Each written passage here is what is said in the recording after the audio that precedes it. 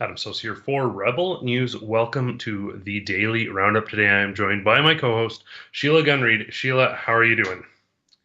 I'm doing great. I'm happy so far the weather's cooperating because I have hay that needs to be baled like this afternoon, and it's stressing me out. That's perfect. You know, I didn't even process it today, and it's not something I generally celebrate because of some of my sensibilities, but it is Alberta Day. I've got my Alberta shirt on from the Rebel News store. You're going to be baling hay. We're living that Alberta life as best we can. Yeah, that's great. You know, the rest of the country, they celebrate Labor Day this weekend. In Alberta, we have taken the day back from organized labor, and we've claimed it as our own. And it's the celebration of the birth of the greatest province in this entire country. And I will admit my bias there.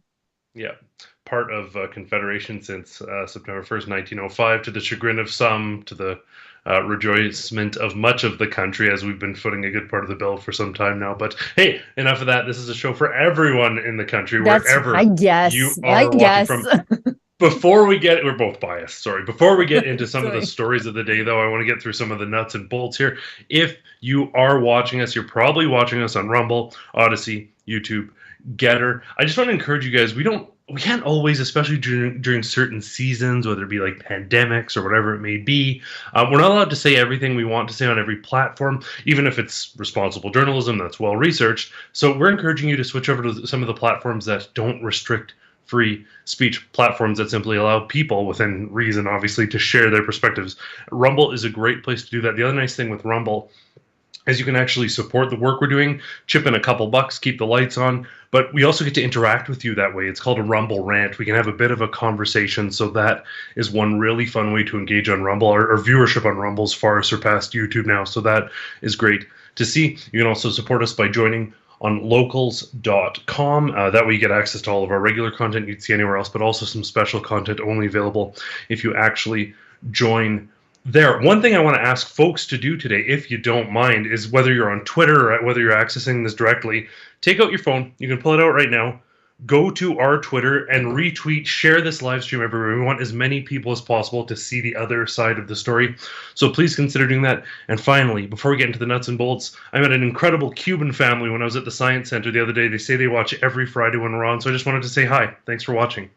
On that note. Also, wait, before I have a special announcement too, before you move ahead. Okay. My friends, Mike and Sherry, who are rebel true believers. You know, Mike, you know, Sherry. Mike is a veteran. He's an advocate. Both he and Sherry are advocates for vulnerable children, especially those trying to navigate the legal system. And Mike and Sherry got married last weekend. I'm sorry I couldn't be there. I was touring the documentary, but you know, the world is a better place that these two people are married. And so just congratulations, guys. And I can't wait to see what you guys do next. Absolutely. Yeah, he's been sending me some photos. They look incredible. It is a perfect Albertan wedding. So beautiful stuff. Thank you so much. Good for bringing that up. I love the sense of community. That's one of my favorite things about this live stream, the sense of community, the people we get to meet, whether it be Fraser McBurney or Adam Otto or whoever every weekend, the all caps comments. Great to have this sense of community together with you. And on that note, let's get into some stories of the day. We're going to start right off the bat here with a video of Jagmeet and some of his colleagues. So, you know, let's just jump to that and then we can comment on that video right off the bat here. The first thing I would say is, beyond the fact that there's deep concerns about this harming children, the fact that conservatives are focused on this at a time when people are struggling with their groceries, are struggling with the cost of their housing, shows a complete lack of any sort of understanding what people are going through. It's absurd that they're going to target kids, put kids at risk, and spend their time on that as conservative governments rather than deal with what people are actually going through. So they want to harm kids rather than deal with the cost of living, rather than deal with housing, rather than dealing with the cost of groceries, the cost of living in general. This shows what you get with conservatives. This is why people should be deeply concerned about conservatives getting into power. They focus on things that harm kids and ignore the challenges that people are faced with in their real lives. That's exactly why folks should be very cautious about conservatives. Pierre Poilievre might talk with great slogans. When you look at conservatives, what they do in Ontario, their plan for housing was corruption to give their billionaire friends billions of money. And they focus on hurting kids instead of dealing with real challenges. That's what I think this all shows. So has he been vacationing?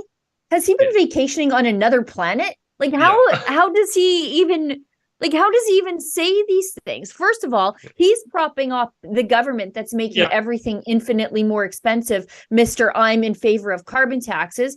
It is conservatives who are talking about affordability and building houses. And you might not have liked the way that Doug Ford is trying to open up the what do they call it? The Greenbelt for housing.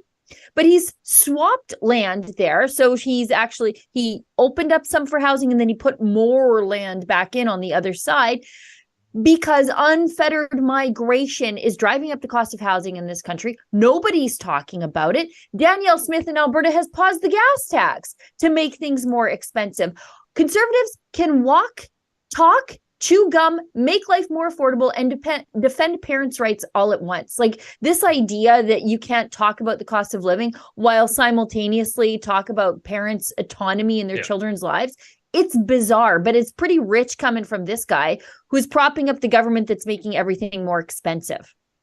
Well, by the way, also one more point. Sorry to cut you off. Pierre Poilievre has literally not uttered a word about the whole pronoun controversy that's happening in some provinces, which is not a controversy at all, because parents across the board, regardless of their political stripe, want to know what their kids are up to in school. They are anti-secrets between their children and teachers.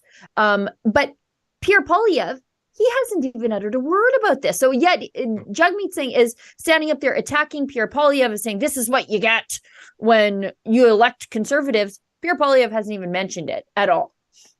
Well, it's no surprise that the polls have shifted in some cases, and the NDP are in second, and they're going all-out attack on Pierre Poilievre. They're prepping for an upcoming election. But yeah, this is categorically just absurd. Pierre Poilievre has probably spoken the most about this, and we saw this with Trudeau and Harper. Harper was a social progressive. He was not a social conservative, nor is Pierre Poilievre by most metrics. But there's this attack to say, oh, they're right-wing conservative American style. They use all that terminology to permanently deride conservatism as this sort of bad thing. But what I want to focus on here is this political strategy of clearly the question coming into that was about this controversy. And Jagmeet Singh goes, putting that aside, the Conservatives aren't talking about affordability. So right off the bat, he's not answering the question that he's being asked. And then he's transitioning into, and by the way, they're bigots for even engaging in this, even if they aren't. So there are so many disconnects here. But yeah, right off the top, you hit the nail on the head. The issue here is that it is this NDP government that is propping up the Liberals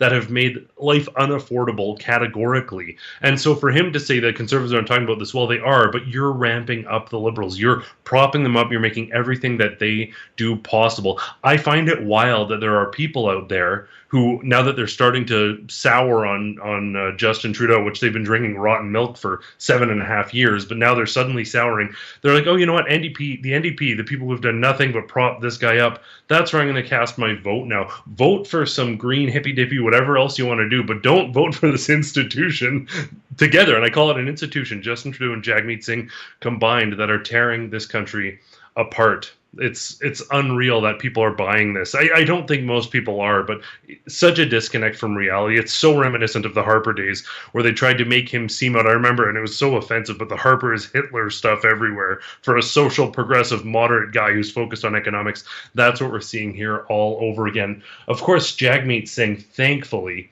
he has a solution for all of our problems. In addition to criticizing Pierre Poilievre, he says that there should be another housing benefit payment, because giving a couple $100, and in this case, another $500 payment should be issued for low-income families struggling to keep a roof over their heads.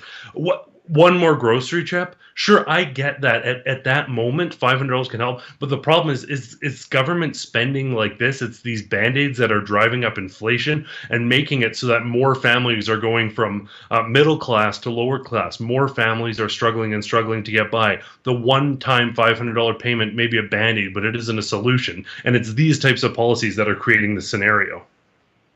Yeah, why is the solution to the housing crisis a handout? Yeah. from people who are already struggling to pay their mortgage? Wouldn't that solution be addressing the supply and demand for housing? Like, let's build more houses, make it easier for developers to build more houses. By the way, instead of handouts, why aren't we giving maybe tax credits to people who are building houses? To make it easier, but also repealing some of these environmental policies that make it very difficult to build a house in some places in this country. But also, addressing the demand. Let's slow down immigration levels until we catch up with services, because it's not just housing. It's education, it's bricks and mortar schools, it's hospitals, it's doctors, it's all those things that we need to play catch up on so that new Canadians and regular Canadians who are here already can access the services that they pay handsomely for. Yeah, well, that's just it's what's happening fundamentally is they introduce all these new policies that are supposed to be helping people. But I can tell you one thing that would help a lot of people. A lot of people who would like to buy a home and start a family don't have the 10 or 20% or whatever you need to put that down and get a mortgage rolling. And rent is so expensive these days. You can often get a mortgage in a moderate house for less money than rent. But they're like, oh, by the way, in order to protect you, because you can't make economic decisions, you need to save up 10, 20% of the total price of your home, which is impossible right now because everything costs so much. If you want to enter a mortgage, they have people perpetually renting. And in a scenario with these policies that were supposed to help protect people's finances, ensuring that they are never, ever, ever able to afford a house. That's what's happening here. And it's heartbreaking. The whole you'll own nothing and you'll be happy. Well, part of that is transitioning people off of owning land, owning homes, owning their own property, and into simply renting a small little coffin and some skyscraper and thinking that that's the way people are meant to live their lives. Fortunately, when people have kids, when families start to grow, you realize, well, I want something for this. But I think the young generation, particularly the generation that isn't having kids until much later, they're caught in this trap. Well, and, they're also discouraged from having kids because they're told that the world is going to end in, 12 years or whatever. But then the left, when there's no housing, then they accuse the people who are renting or, renting out their home and struggling to pay a mortgage in an inflated housing market, who then, become landlords. They accuse those people of gouging. And then they say, well, we need to bring in rent controls. If you never want a developer to build a bunch of affordable housing, make sure you bring in rent control, because there's no incentive then for them to actually build something, generate a little bit of profit, reinvest that profit into more property, bring in rent controls and see what happens. But the left across the board, that's what they do. They have this anti-property ownership mandate. You'll own nothing and be happy, but somebody has to build the properties that you need to live in. And if you disincentivize them from doing that, then we never address the supply side.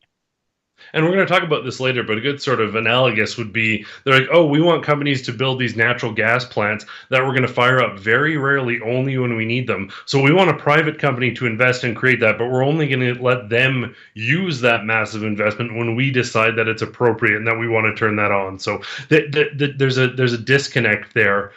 They honestly believe, this is the root problem, they honestly believe that like government money is free. The other day I was walking, I forget where I was, but I was walking and there's a bunch of signs thanking the government of Canada, thanking all these grants, these bursaries. Scrap all that and thank taxpayers. It's either coming from debt that's going to be paid back by taxpayers, or it's coming directly from taxpayers. The government doesn't have anything to give. They shouldn't be praised or appreciated for distributing our money to their friends. It's wild. There is such a disconnect here.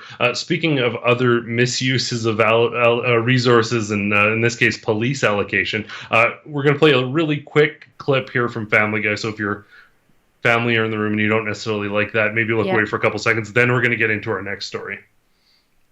Excuse me, ma'am. No porn at the bar. Oh, it's okay. I'm transgender. Oh, I had no idea. Do whatever you want all the time. Yeah, basically. That's not far from where we are. Let's go straight into this clip. Rob Primo shared this video of some of the madness that's going on at these pride events, and they're truly horror stories. I mean, this is not surprising to anybody, but let's hear this interaction and the police response. This isn't Rob Primo himself. This was someone else filming this. Let's jump to the clip, and then we can react. Is it locked? Yeah, it's locked. I have the other key. Yeah. What band are you on? In case something you need. Yeah, I'll call him over here. Okay. So you're telling me the chief of police is allowing naked people to go on the streets, and he's telling the police officers not to do their job. I got a minor here. I know. There's a man exposing himself to the chief of police to say that's okay. It's not okay in my books, but during Pride Week, I'll have to take your badge number now. Seriously, because I just told you, a man exposed himself to my daughters. I'm going to tell you, you're going to have a lot of people. It's going to be deaf here. No, I'm just saying. The problem is no one speaks about it. Yeah. And the thing is everyone's got to shut up. I would love for you to make a difference and allow us to do our job. As your mayor, because what's happening in this city is, it's terrible. Even what they made you guys Sunday, do. you probably see the mayor out with them parading. There it is there. That's okay. This is Gay Pride Parade. So that's okay. And not in my book, but Take him in there, and you're saying that's okay. I'm not saying it's okay, sir. Wow. Yeah, so if the audio is a little bit hard to hear there, though, for folks, I think it was okay. But basically, a dad comes up to a police officer saying a man just exposed himself to their child.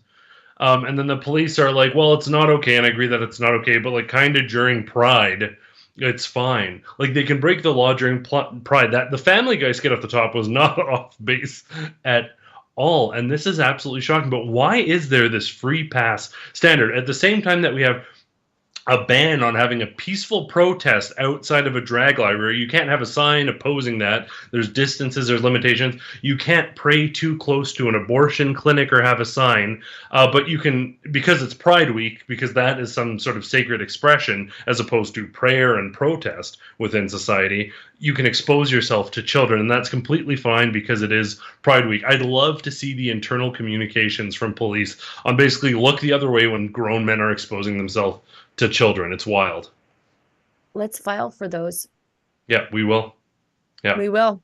It's interesting to see people outraged by some random horn honking, but they're perfectly fine with people exposing their genitals to small children on the streets, as is the case. They'll go to court, get injunctions, and then sue you if you cause them traffic inconvenience for a couple of weeks in your nation's capital while engaging in peaceful, non-vulgar protest. Yeah. But you could just helicopter your wiener around town.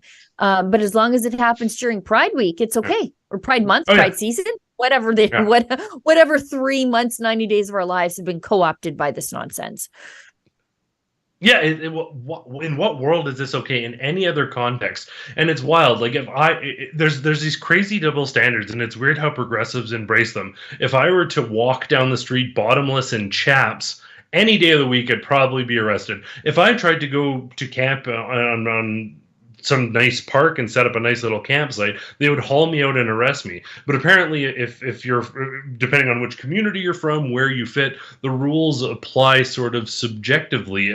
We need a standard. We can't apply different standards and expectations to different groups of people. That's not how society works. There needs to be sort of a standard rule of law. Obviously, there's accommodations for people dealing with whether it's mental illness or whatever else there may be, but there does need to be standards that we all comply with. And having a parade down the street that's effectively a rave and a nightclub scene going down the middle of the street in the middle of broad daylight does not give you a free pass to break the laws of the land. But apparently it does, and everyone is going along with this. Politicians won't comment on this. Police chiefs seem complicit in it. Why is there this hesitancy? And this goes back a little bit, but whether it be Pierre Poilievre, even Danielle Smith, folks that on many sort of fronts we've heralded, they're like not really willing to tackle this. They're just trying to steer clear. They're doing it because they think that's a way to get elected. Maybe it is, maybe it isn't. It's easy to make someone look extreme for questioning the sort of status quo on these issues, but why did we get to this point, and why aren't politicians willing to step up and say, no, you can't expose yourself to children? That should be agreeable to everybody. Right? Like, I can't believe that that's a controversial thing. Yeah. that like any reasonable, decent person, and if you are pro allowing people to expose themselves to children, well, I want to see what's on your computer now. Like, I really do. Like, this stuff would get you in a lot of trouble in the before times, but now it's just tolerance. And if you don't allow children to see grown adults' genitals, apparently you're just some sort of Christo-fascist, as they call me on the internet. Well, and the thing is, it's so funny. Obviously, there's lots of Muslim-led protests against this sort of inappropriate push within schools. And the conversations we're having, they're so interesting. The Muslim communities leading these protests, they aren't calling for their faith to be taught in schools. They're calling for, if it is a faith-based school, if it's Catholic, Muslim, whatever, that's completely appropriate. That's where parents are calling to send their kids. What they're advocating for is for public education to focus on basics. They don't want Muslim values necessarily pushed in schools, or Muslim faith tenets anyways. They don't want Catholic faith tenets, and they don't want LGBTQ doctrination in their schools. They want to keep those things separate, and they want schools to focus on academics. So many people online are categorizing this as a sort of aggressive push of something, and that's what they don't understand. The folks on the left, they view everything as like an opportunity to push ideology. It's like, no, school is for learning about shapes and calculations and critical thinking. It's not about being brainwashed into specific narratives. That's why they don't understand, and they think that if it's not our way, it's going to be the Islamic way, or it's going to be the Catholic way. Well, If parents want that, that's fine. But what you should have in public funded schools that are open to everybody is just a focus on basics, academics, things that people need to learn to get by in their lives. We're so distracted with ideology. And frankly, it's ideology that is age inappropriate and kids don't care about. Kids want to learn basics. They want to have life experiences, and they want to basically learn how to become adults in the world. They don't want to learn about stuff that has no pertinence to them and is completely out of their developmental range. That's as simple as it gets. Yeah. This is the thing with religious people. We get accused of wanting to push our religion onto everybody else. We just want to be allowed to practice our religion in open and be left alone. But the other side just won't leave us alone. Yeah. And it's I want to say this thing. This is what I believe in our church. If you want to come over with us, you don't see these people going out and insisting other people comply. It's an invitation. It's not a push. And there's a strong distinction between an invitation. That's why, for example, private or charter schools or Catholic schools, which, by the way, were among the first schools and started public education. So, and they also tend to do better statistically. But anyway, setting that aside, there's an invitation to choose to participate in those programs, to participate at whether it be an Islamic school, a Christian school. You can go to one of those things, or there's the more general thing. But yeah, generally Christians, Muslims, whatever it may be, they want to be left alone. They want to be able to participate in society while maintaining their own traditions. And there's absolutely nothing wrong with that whatsoever. But the progressives, they don't want that. Everyone has to agree with the zeitgeist they've embraced at this particular moment.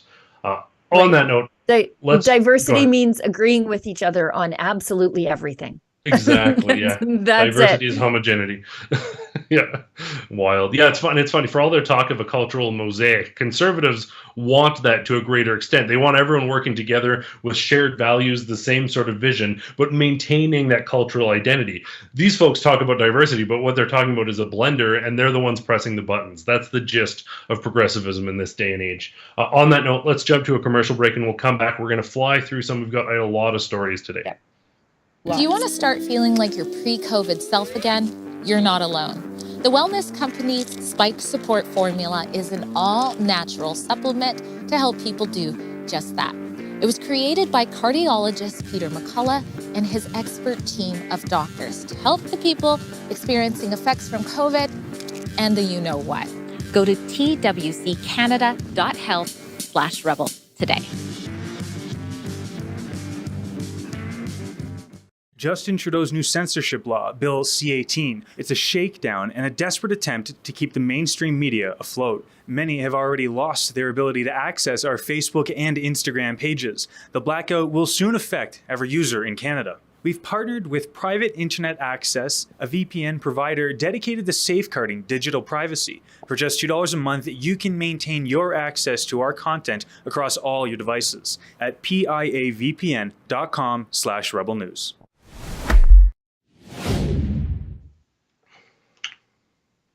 In another swing and miss, we've got an interesting story coming out of Edmonton. City of Edmonton sued over homeless encampment evictions.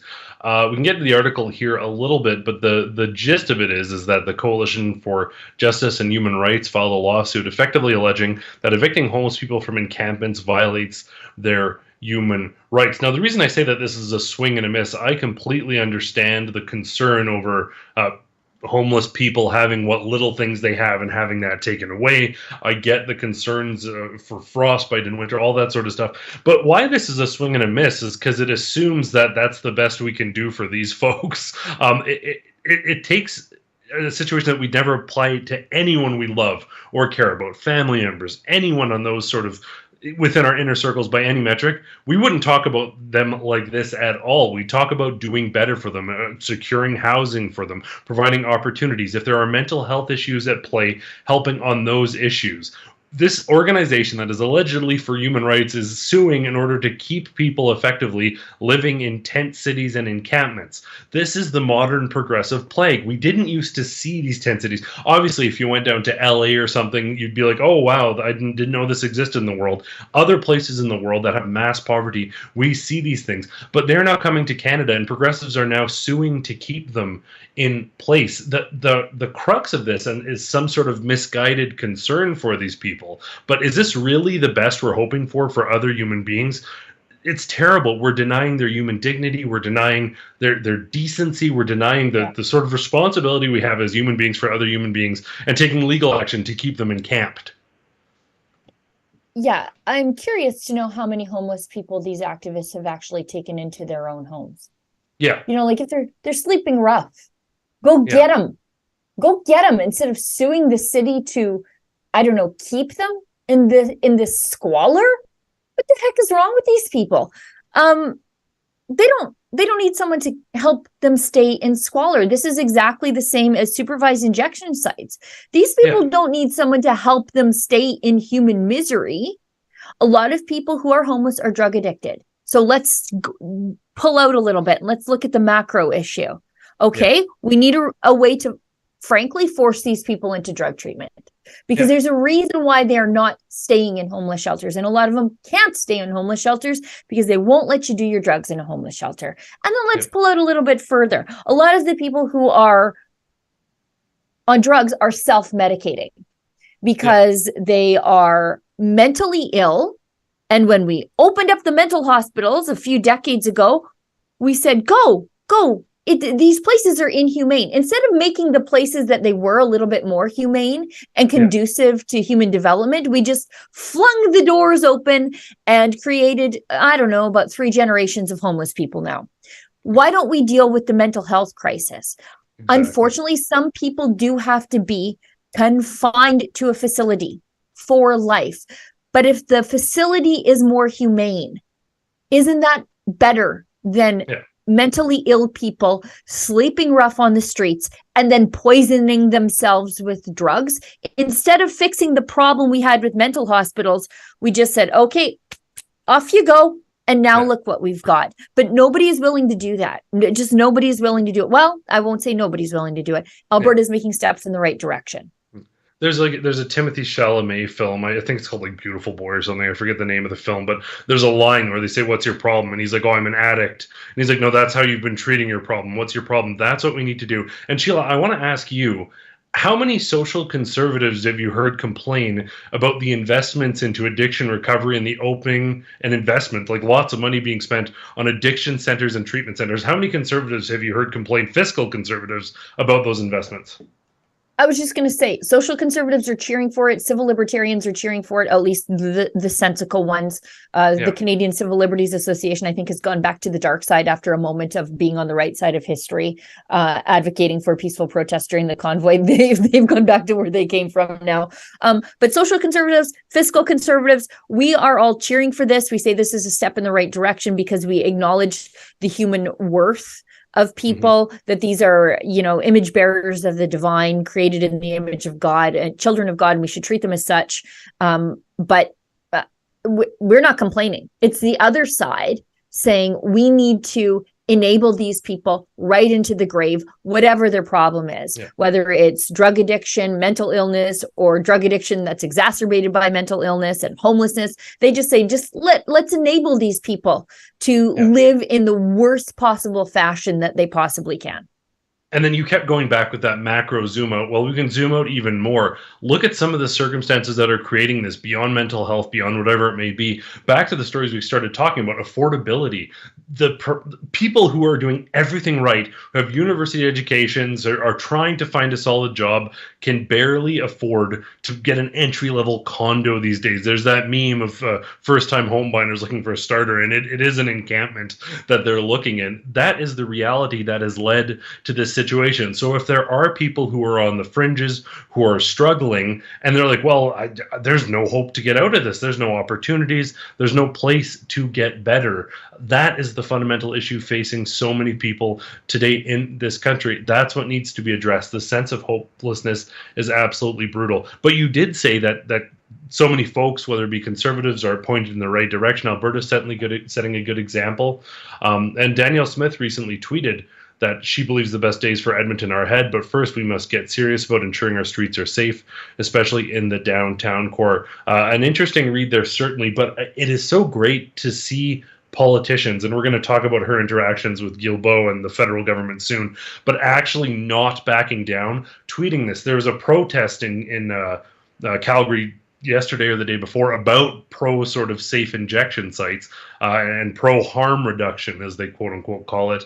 But it's incredible to see politicians posting this. Normally, we're used to politicians sort of shying away. This is the day of or the day after these protests. They're saying, no, we're going to get hard on crime. We're going to clean up the streets. We're going to help people get better. That is what exactly this province needs, in my humble opinion. This country. Well, and doing it for the people of Edmonton when their progressive government just won't do it. You know, so much of that article reminds me of Ralph Klein. What did he say? Yeah. Edmonton is a beautiful city with too many mosquitoes and socialists, and you can do something about the mosquitoes. And one of his other quotes was that this is a province rich in, when I sign my books, I always put this quote in there. This is a province rich in blessings and hope. The best is yet to come. And all of my Stop Notley books or any books about the NDP, when the book is so like dark and bleak and this is how bad things were, I always write that hopeful message in there. And, you know, Ralph Klein is irreplaceable, but we all loved him for this attitude that this is a place that we can make it better all the time. That even when the federal government is attacking us or progressive politicians in the big cities are letting us down, we can do something about it. And Danielle Smith is doing something about it to help the people of Edmonton when their own progressive politicians just won't. And I just love to see it. You know, the next big test will be if there is a COVID response push to see how Danielle Smith responds. That will be the next big test for her. But I mean, we've talked about it a few times. I've asked Sid about it, but there is some. It's early days, and there's very few comparables to Ralph Klein. But there certainly is some Ralph Klein energy permeating the Danielle Smith government, isn't there? Oh, especially how she pushes back against the feds and uses colorful language. One of the clips we showed yesterday.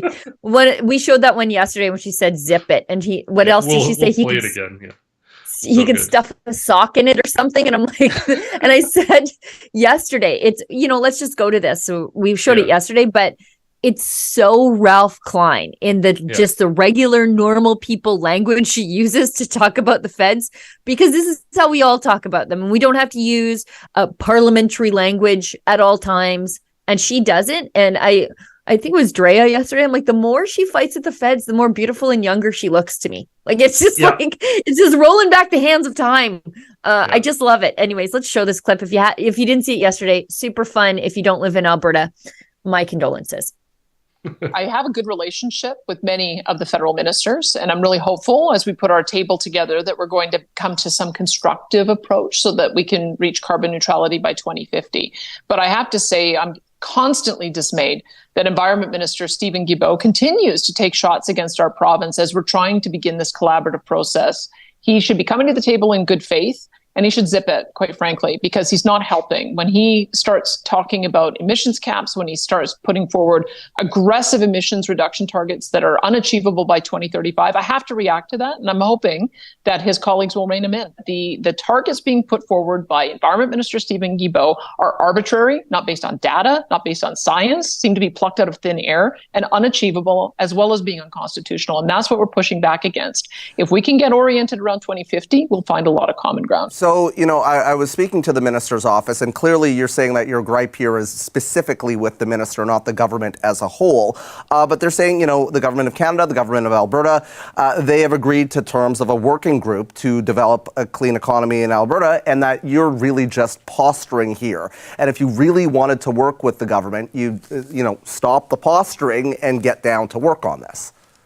Happy to do that. They need to tell Stephen Guilbeault, stick a sock in it, so that we can get together at the table. Well, they're saying that you need to do that. Negotiations. Not at all. He's the one who's gone to China to give them advice on how to reach a 2060 target when they are bringing on 2 coal-fired plants a week for electricity. Meanwhile, from there, he is telling us that Suncor is going to face an emissions cap. That is being provocative. He's the one who has to dial it back. And as soon as he does, we'll be happy to have a constructive conversation at the table. But he's got to stop dropping bombs, and he's got to stop criticizing our industry.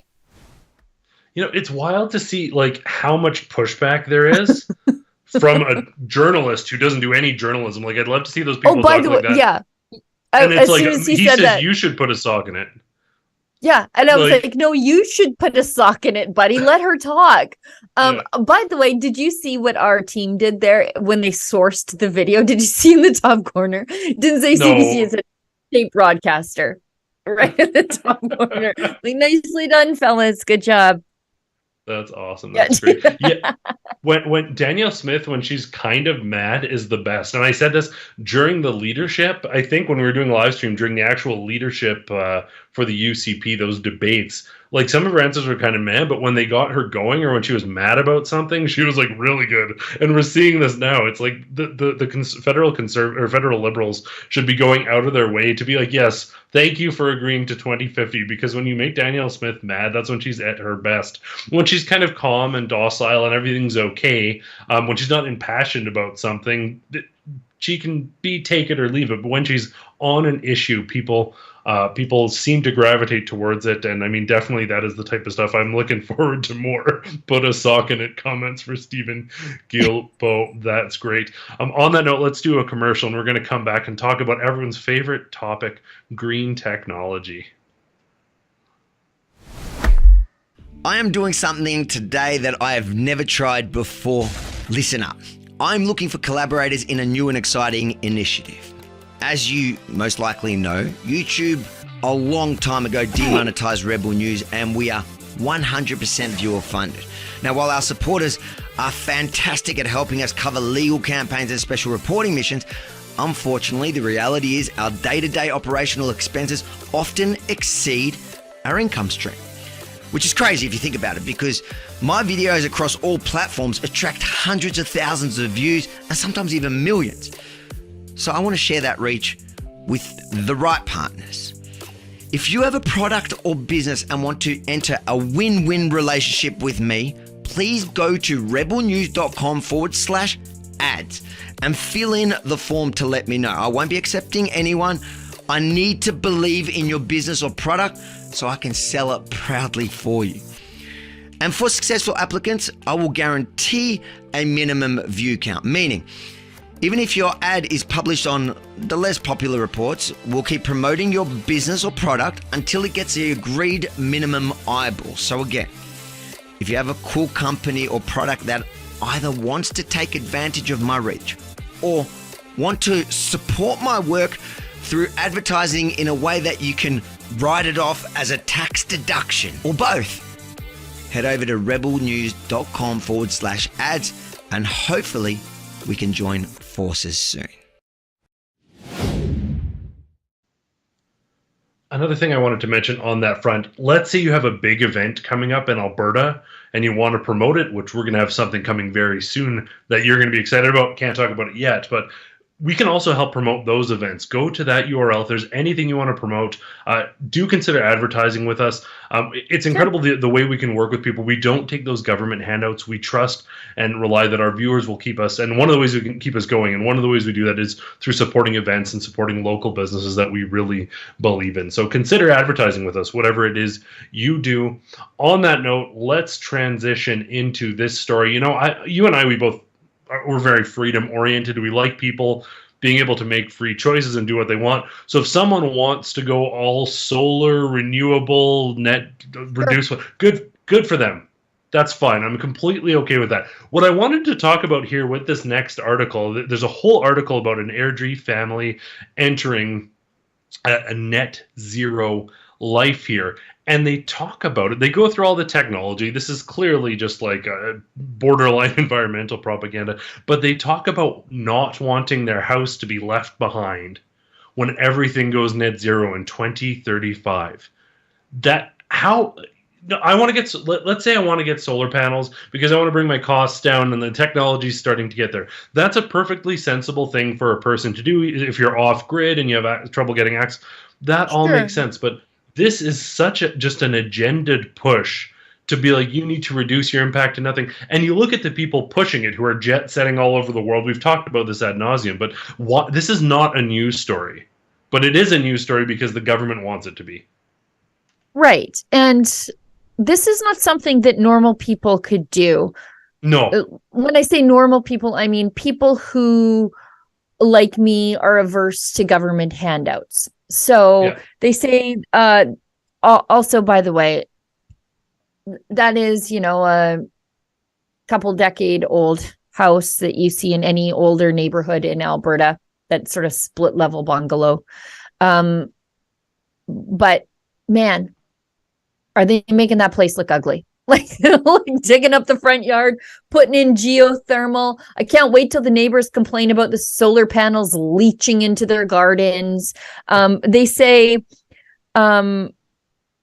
they're helping to produce a documentary about the upcoming building code changes in Canada, and that inspired her own family to get ahead and begin energy efficient retrofits. These projects have been self-funded. Okay. Self-funded means something else than what the next phrase is. Yeah. Self-funded through grants and loans. So is it self-funded or are you getting money from the government? Which one is it, sister? But also winning the prize money would be a welcome help. So they're getting loans from the government. They're getting probably low interest loans from the government. They're getting grants from the government and then simultaneously claiming that this is self-funded. No, lady, we're funding it. Yeah. We're funding your excursion into disastrous energy poverty because you know what? Airdrie is not a warm place. Yes, it is warmer than where I live. Being a few hours south, but it's not warm. It gets a lot of snow. It gets -40. I like you. I'm pro people living their life however they want to live it. I just don't want to pay for it. And I'm also pro people learning things the hard way when there are other people who already told them the easy way. And so look, if you got to learn this your way, go ahead. And I think that's about to happen. Well, and the other thing too here is you said that normal people, quote unquote, can't afford this because they're not willing to take those grants. But the other issue is legitimately normal people can't afford this. Even if you're getting grants and loans and whatever it may be, you're talking about $1,000 and thousands of dollars to get these things going, even with those sort of grants, loans, whatever it may be.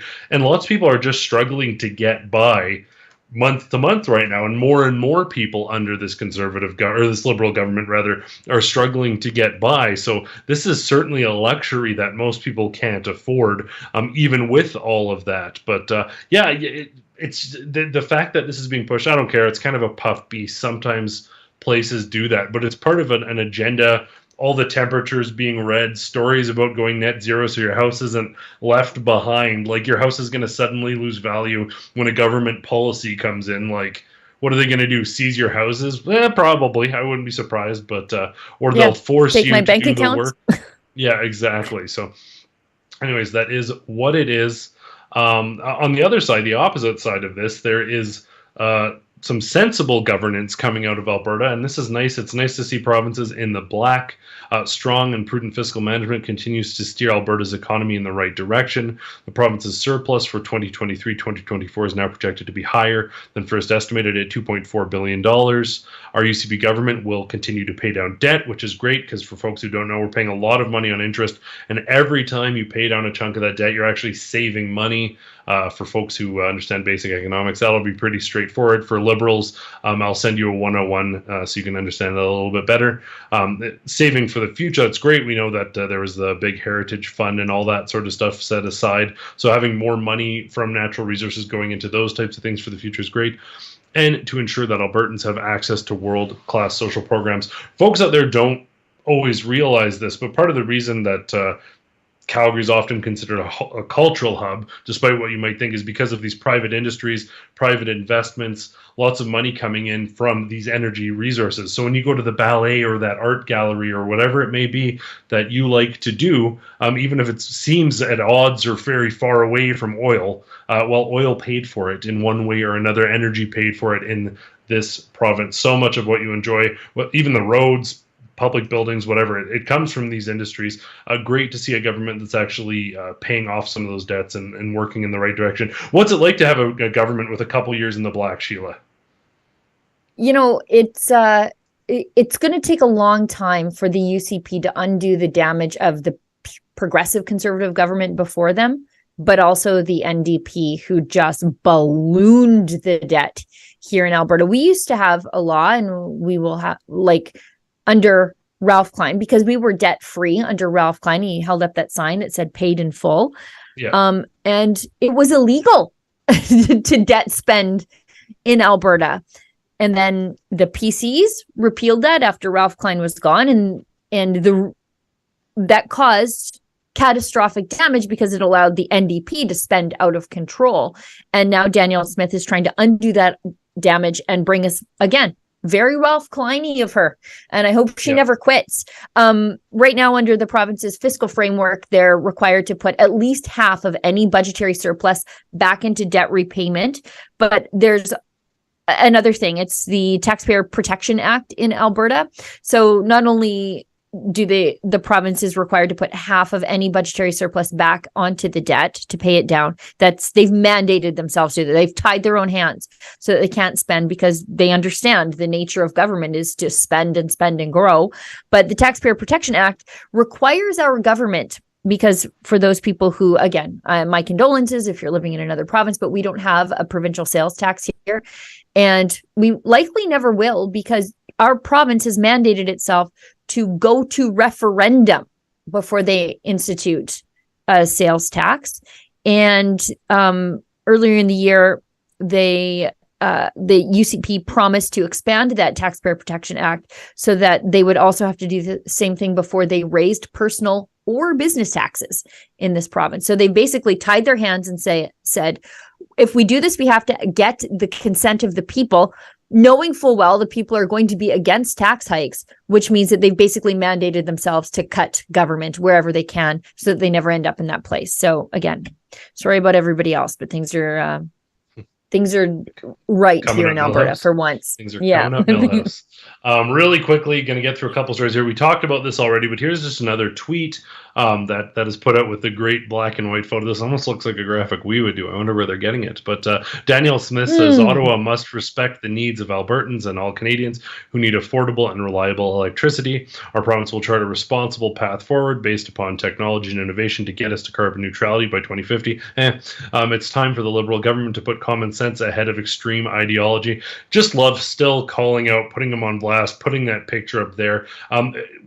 We have governments that, even under Jason Kenney, but we've got politicians, conservative politicians, who are very easy to bully. And I think it, again, extends back to that Harper thing where he was effectively made to look a villain. Since that, all conservatives have been kind of kowtowing, placating, quiet.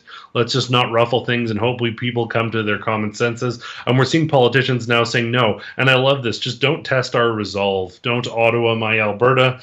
That's from my shirt, not from her quote. But don't test our resolve. Testing Albertans' resolve, generally a bad thing to do. Laurie Goldstein weighing in on this too, and it's absolutely great. This was the summary, effectively, of Guilbeault's engagements. Stephen Guilbeault on the environment: Alberta bad, Saskatchewan bad, China good. Basically, you can be the biggest polluter in the world by far, have the worst human rights standards, the worst environmental standards, everything. But if you sort of bend the knee and agree to progressive narratives, at least on the public stage, or if you're the Chinese government, you get a free pass. Everyone else is a villain and very, very bad. That's the Liberal government in a nutshell.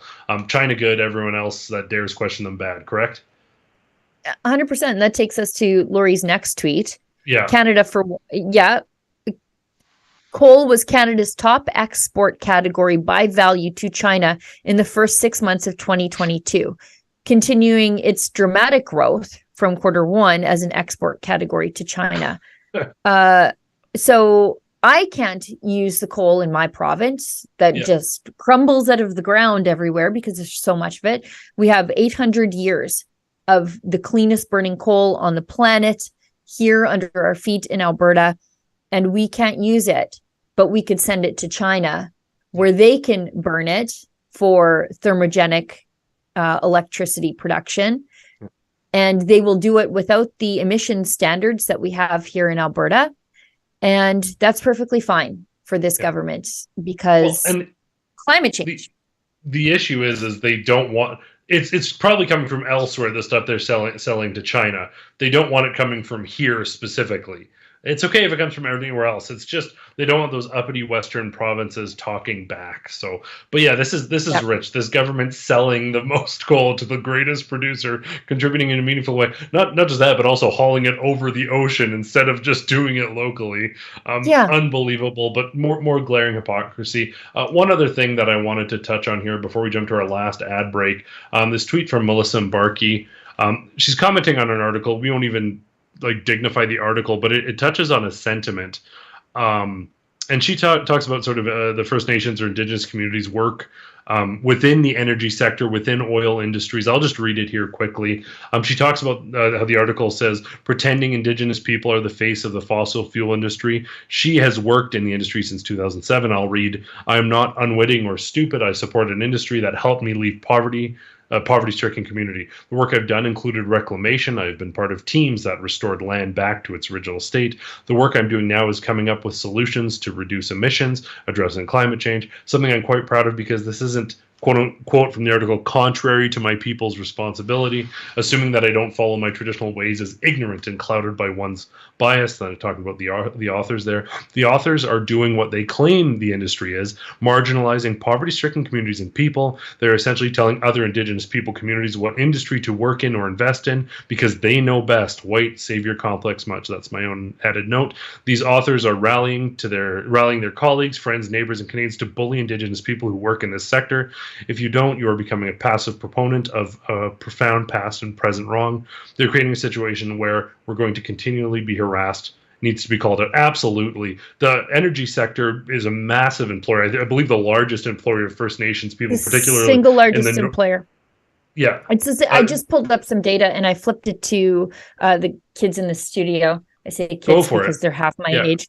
But the single largest employer of Indigenous people in this country is oil and gas and mining. There is no other industry that is more Indigenous than oil and gas and mining. And the beauty of oil and gas and mining is that it is so close to the homes of Indigenous people, their traditional lands. They get to work and steward their traditional lands in their traditional communities. They don't have to leave and go to Edmonton and work an office job. They get to work on the land and stay in their communities and hang on to their culture. So Indigenous people make nearly 3 times more in the energy sector than other industries. Says recent census data published in a report by the Indigenous Resources Network. In particular, Indigenous women are thriving, earning $115,000 plus versus $43,000 in other industries. Pipeline jobs for women pay the most, with $151,000 for crude oil and $113,000 for gas. So when these people say we can't have the pipelines get built because these man camps come in and it's bad for Indigenous women, the hell it is. This is a way for Indigenous women to provide for their families and break the cycle of generational poverty, but it gets better if we keep going.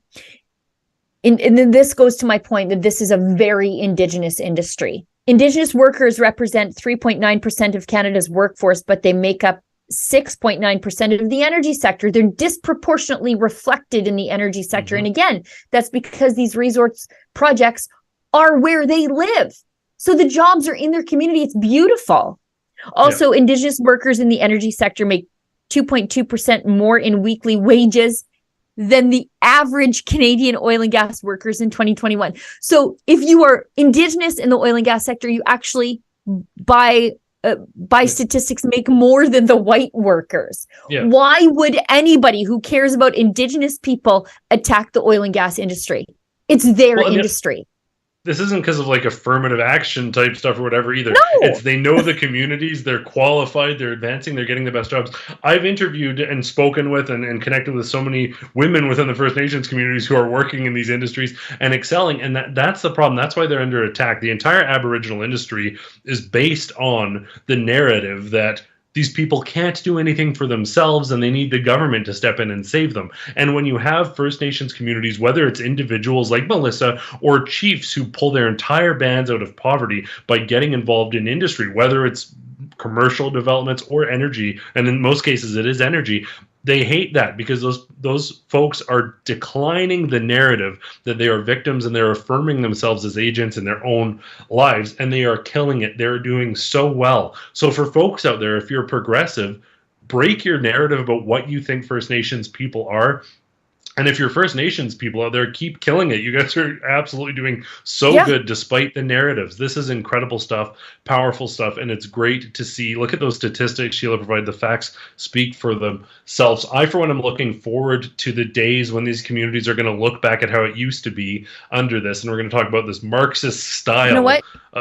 We should just quickly talk on that. It's already happening. For example, Fort McKay First Nation, it's sort of around Fort McMurray. So Fort McMurray is already a place with very low unemployment, but Fort McKay First Nation actually has lower unemployment than the white communities around it. They have statistically over and over again, year over year, they have constructive negative unemployment because there are certain people who are just they don't participate in the workforce. They actually have unemployment that's lower than that. And that's because of partnerships with the resource industry. So, when you hear progressives attack the oil industry, they're attacking communities like Fort McKay.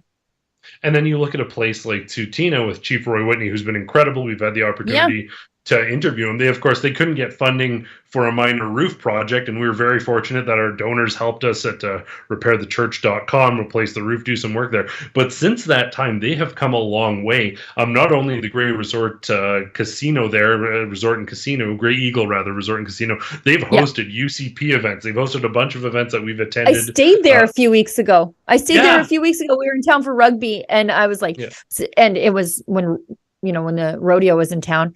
And they had like some bull events outside, and I was like, "This is perfect." It was amazing. It was great.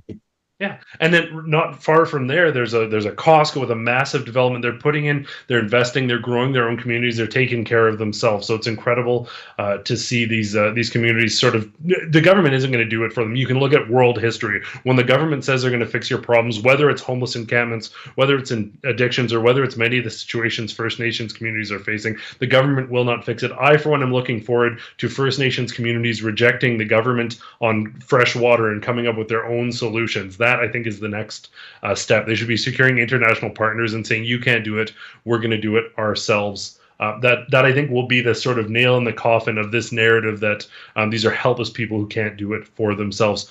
On that note, we're almost out of time. We have to fly through a lot of stories now. We're going to skip our next ad break so we can get to absolutely everything. The battle over 24 Sussex, which is effectively where the leadership of this country, the Prime Minister rather, has lived for as long as most of us can remember. There are questions, but there's plans to save the rundown residents. Some of these are absolutely ghastly looking. But what I wanted to touch on here is the talks that there's $40 million in critical reports needed here. And then other people are saying, well, it can be done for a lot less. I guarantee someone came in and looked at the Poly B plumbing and was like, oh, it'll be $7 million to replace. Is this not the most governmental quote you've ever seen in your life? Everything that look at, the government bought the Trans Mountain pipeline, and a pipeline that would have been, like a reasonable amount. I think it was $7 billion, $8 billion to twin the pipeline. And it's just ballooned to like 3 or 4 times the cost. The thing's not even built or finished yet. And it would have been long since done if we had let TC Energy do what they do, and that's build pipelines.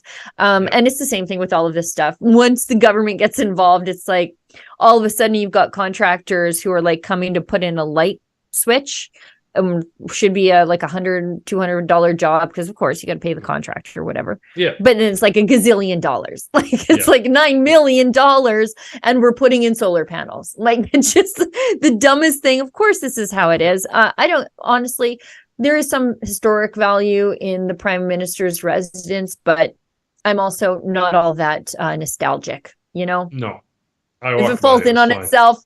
If it collapses in on itself like a dying star, I'm like, that's how I feel about the government. Like it's a symbol of how I feel about the government.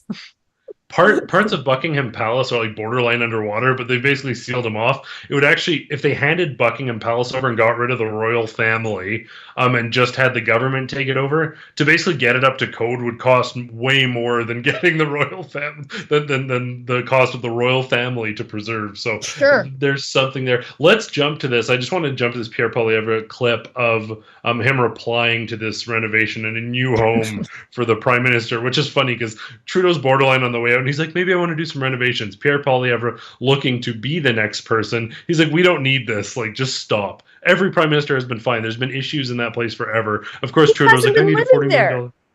But Trudeau hasn't been living there. He's been at Rideau Cottage since he took office. Why are we talking about this now? Yeah, it's wild. Let's play the clip of Pierre. Seriously considering options to build a brand new official residence for the Prime Minister. What do you think of this move, and what would you do with the residence if you become Prime Minister? Well, I think that this will be, of my list of priorities, this will probably be the last. We don't need a new home for the Prime Minister. We need a new home for working class Canadians.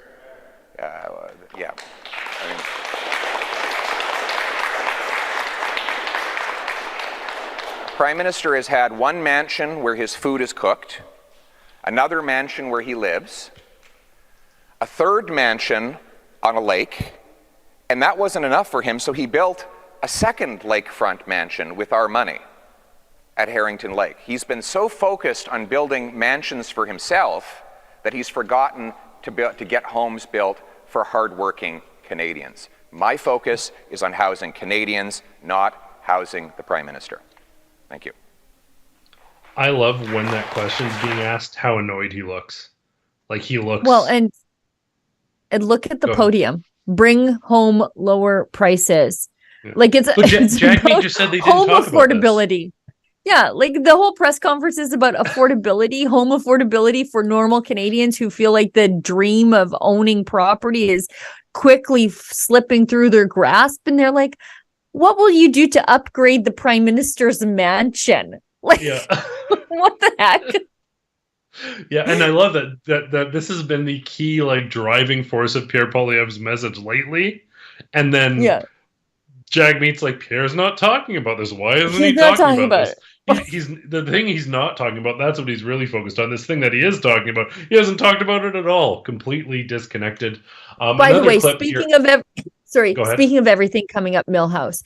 Every time I see him without glasses, I feel like when they show Milhouse on Simpsons without glasses, it's just his little beady, squinty eyes, and it's like it's Milhouse, but it doesn't quite look like Milhouse. When Poilievre doesn't wear his glasses, he's Milhouse without glasses. When we are doing live stream for the next federal election, when we officially announce it, I would like to be the person who calls the election. And I want to say the Canadian election has come up Milhouse. Everything's coming up Milhouse. Yeah, speaking of Milhouse, let's jump to this next clip, which Liberals are sharing as though they're scoring a win. But yeah, let's play this clip and then we'll talk about it. Colby. Oh, Colby. So here he comes. I told you, this is Mr. Pierre Poilievre, your next Prime Minister. Give him what you got to tell him, Peggy. Tell me, Peggy. Oh, I said, his dad started putting this country down, and he's going to put it and finally put the nail in the coffin. Not if we can help it. His dad started it a long time ago. Well, they're both Marxists.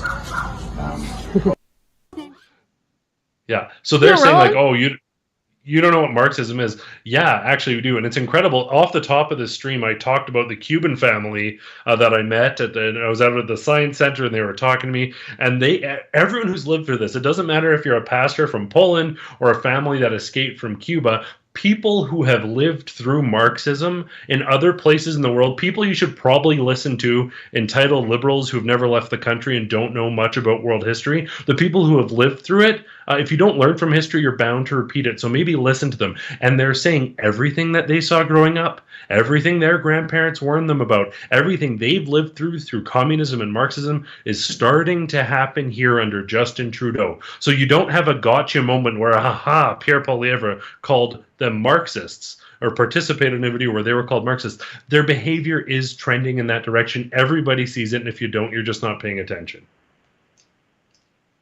They are Marxists. Like, just because Mark Gerritsen, one of the dumbest MPs in the House of Commons, and the bar is real, real low. Like, I don't even know why that guy's on Twitter. He just goes out there, tweets something stupid, and then people ratio him for 3 days. And then he does it again. Like 72 hours later, there's Mark coming back out to just get his butt kicked on the internet again. And him he does McKenna it again. on like a leaderboard. Oh my goodness. It's terrible to no, it's not terrible to watch, but it's like, it's embarrassing as a Canadian to watch, but also kind of like, I get a little bit of sour joy out of it because he deserves it. But yeah, I mean, part of the Marxist struggle is to stimulate a class war by attacking the producers. And that is what the Liberals are doing. They're doing it right now with, with housing. They're also doing it right now when they say it's not inflation. They're gouging you at the grocery till. No, it's literally inflation. This is Marxist behavior. The taking from me and giving it to somebody else who won't work as hard as me. That's Marxism. They're complaining about the uneven distribution of wealth. I don't, just because Mark Gerritsen doesn't know what the meaning of Marxism is, doesn't change the Marxist actions of the people in power in this country. He should employ some Marxist principles and lean to some of his more able colleagues, his comrades, and they can help him compose some competent tweets.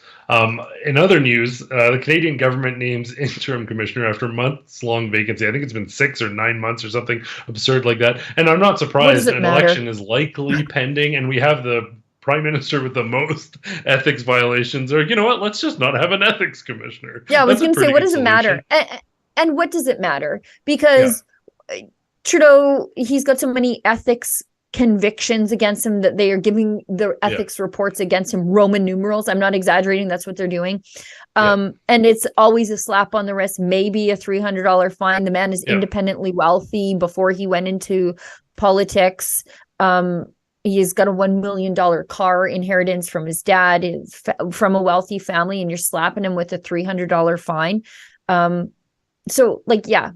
We didn't have an ethics commissioner. Nobody noticed because our ethics commissioner in this country is toothless, and this one will be the same. And the wild thing here is, like, you look at the CBC, who lied and had to retract about Danielle Smith.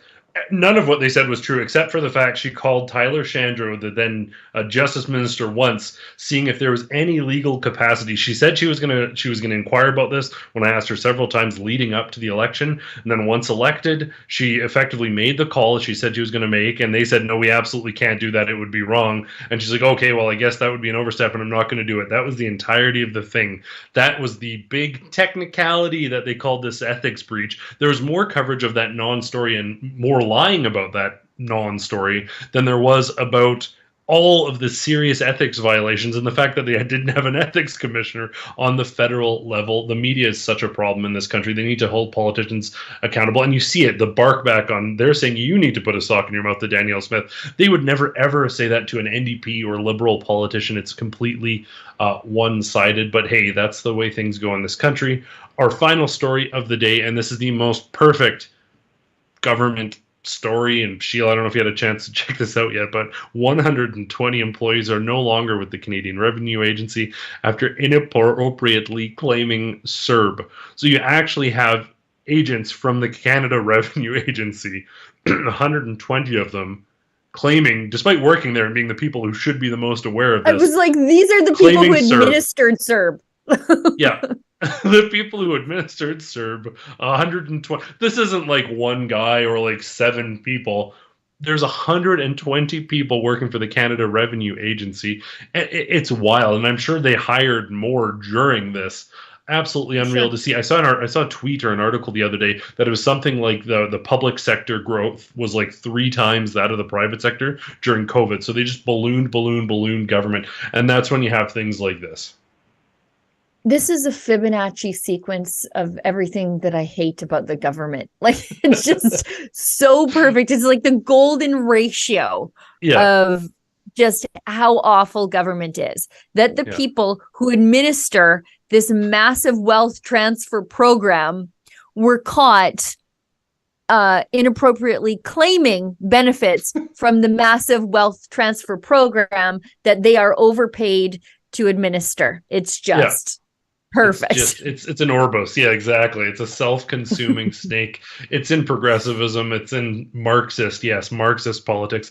It's everywhere you look. Well, that is it for the day. We do have a couple chats here, though, so we'll interact with them, and then we'll get you guys on your way.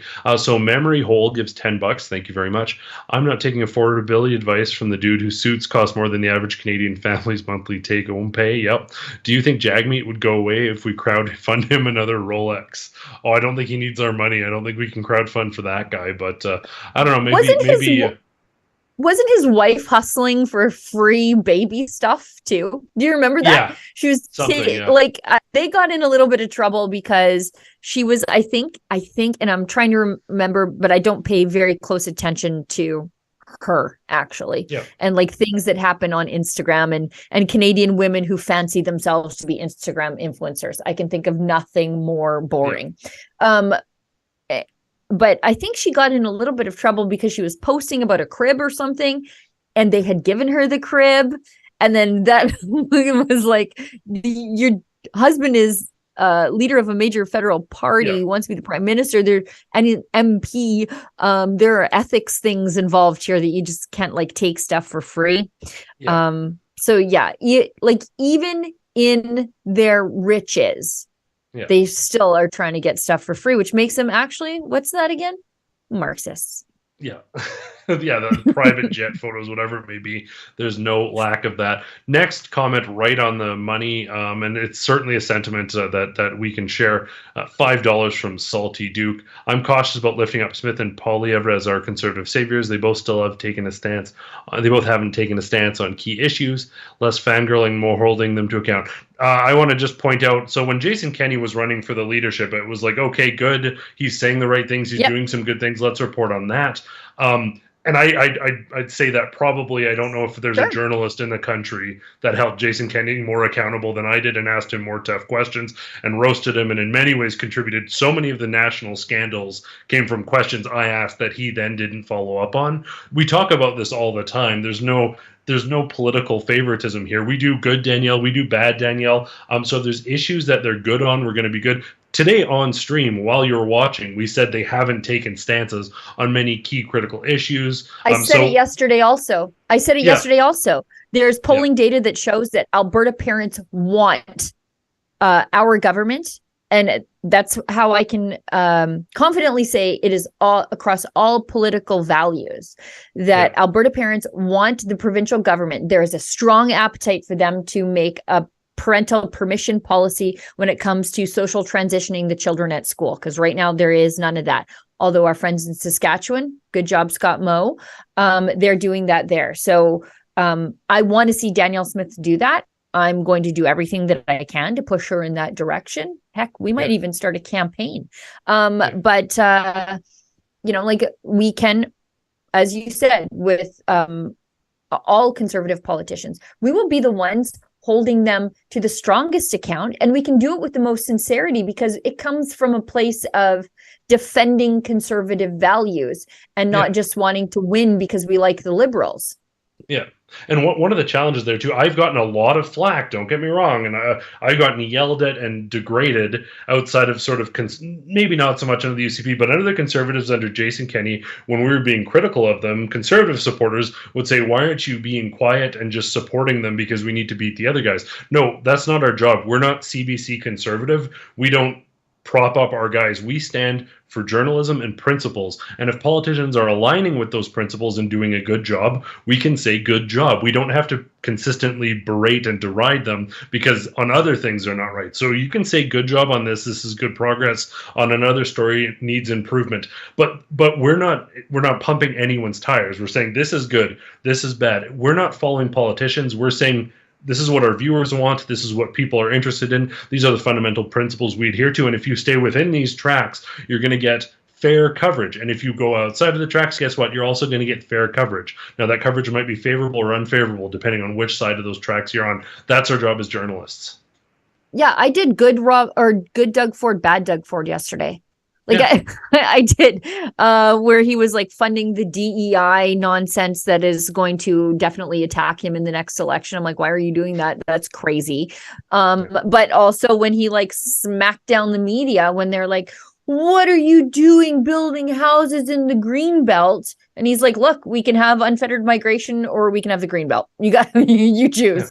So like there are times when I can even say that Doug Ford did something good. And I think that makes us honest. It also goes both ways to the NDP and Liberal politicians out there who daren't speak to us and treat us like less than citizens. If you really believe in your ideas, when we come up to you to chat, share your really good ideas. We don't do creative editing. We're not going to make it look different. If you have a fair criticism about something and you think people will actually gravitate towards it, share your perspectives. I know it's a crazy idea, but that's generally what media is for, sharing your ideas, particularly for politicians. So I encourage folks out there who've maybe said, I don't take questions from that outlet, maybe just start taking questions from that outlet. You might learn something. You might even speak to people from an audience who have a very sort of linear one-track mind about you, that maybe there's a little bit more depth to you. Maybe I'm giving those folks too much credit, but hey, what do you know? Sheila, I want to thank you so much for joining me today for this Alberta Day edition of our live stream. I want to thank everyone in the studio for making this possible, pulling stuff up on the fly. Don't know how you do it. I couldn't do it. I'm glad it's you, not me. And most importantly, I want to thank everyone for tuning in at home. We really, really appreciate it. And as always, thank you so much. For Rebel News, I'm Adam Sos. Canadians are grappling with news blackouts on social media due to the Justin Trudeau Liberal government's Bill C-18. This new piece of legislation demands that social media platforms pay the government for news shared by users, which is an inconceivable task for companies like Meta and Google. So, as a result, they have decided to preemptively block all Canadian news content, including ours at Rebel News. In response to this, we have since teamed up with VPN provider Private Internet Access to ensure that you can continue to access all of our content across a broad range of platforms while also maintaining your privacy. For only $2 a month, you can bypass Trudeau's new censorship laws while you safeguard freedom of speech and continue to get the news that matters to you the most.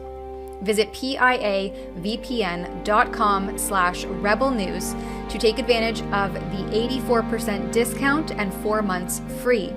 As a bonus, PIA has all of its servers located in the United States, not China, and they automatically delete user data